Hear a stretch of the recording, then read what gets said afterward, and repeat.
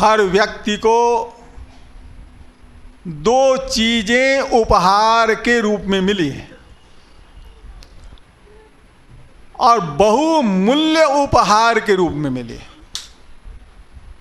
गजब का उपहार हर किसी के पास में है। शरीर हर किसी के पास में है और मन भी हर किसी के पास में है। और संसार का हर व्यक्ति न तो शरीर के बारे में कुछ जानता है और न ही मन के बारे में कुछ जानता है। दुनिया का बड़ा ज्ञान होगा उनके पास, लेकिन खुद के पास में जो उसका शरीर है उसका कोई ज्ञान उसके पास नहीं। खुद का जो उसका मन है उसके बारे में उसका कोई ज्ञान नहीं। बायोलॉजी पढ़ी होगी, साइकोलॉजी पढ़ी होगी, लेकिन फिर भी वह शरीर के बारे में, मन के बारे में कुछ भी नहीं जान पाया, कुछ भी नहीं जान पाया। सारी जिंदगी निकाल दी और इस अनमोल गिफ्ट को वह समझ ही नहीं पाया। एक व्यापारी था, वह गाय को लेकर के ऐसे आइलैंड में चला गया, ऐसे टापू में चला गया, यहां गाय के बारे में कोई भी नहीं जानता था। सुन रहे हो बच्चों? एक व्यापारी ऐसे टापू में चला गया, ऐसे आइलैंड में चला गया, यहां गाय के बारे में कोई भी नहीं जानता था। उसने देखा बड़ा अच्छा मौका है, राजा के पास में यह गिफ्ट ले जा करके मैं दिया करूंगा, राजा मुझे व्यापार करने की सुविधाएं देगा। तो कभी वह व्यापारी दूध लेकर के जाता था, कभी दही लेकर के जाता था, कभी मक्खन लेकर के जाता था, कभी घी लेकर के जाता था। राजा बड़ा खुश होता था कि ये अनमोल उपहार तू ला कहां से रहा? कौन सा ऐसा वृक्ष है जिसके फल तोड़ तोड़ करके तू ला रहा है?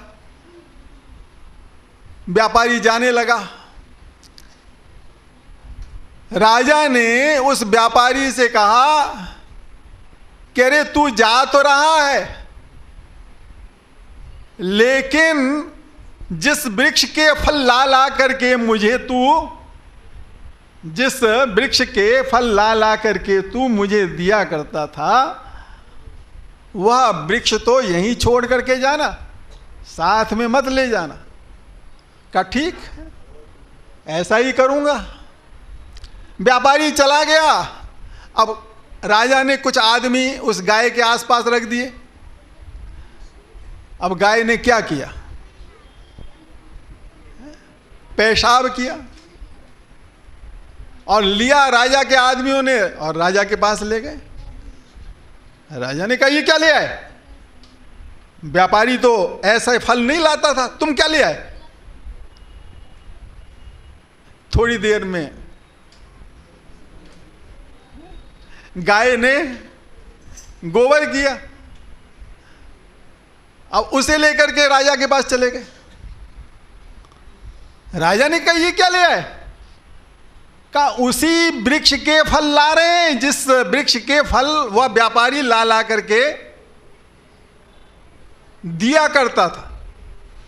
कहा अरे वह पीयूष भाई थे ना व्यापारी, बड़े धोखेबाज निकले, बहुत धोखेबाज निकले। लगता है कि जिस वृक्ष के फल वे दिया करते थे वह तो अपने साथ में ले गए और कोई नकली वृक्ष जो है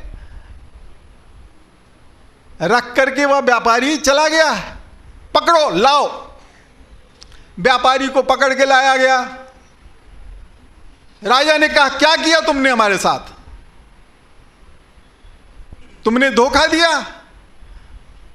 असली वृक्ष तुम अपने साथ में ले गए हो। कहा असली वृक्ष? मैं तो वह असली वृक्ष ही छोड़ करके गया हूं। कहा ये फल तो तुम ला करके नहीं देते थे। तो व्यापारी ने समझाया कि ऐसे जो है दूध होता है,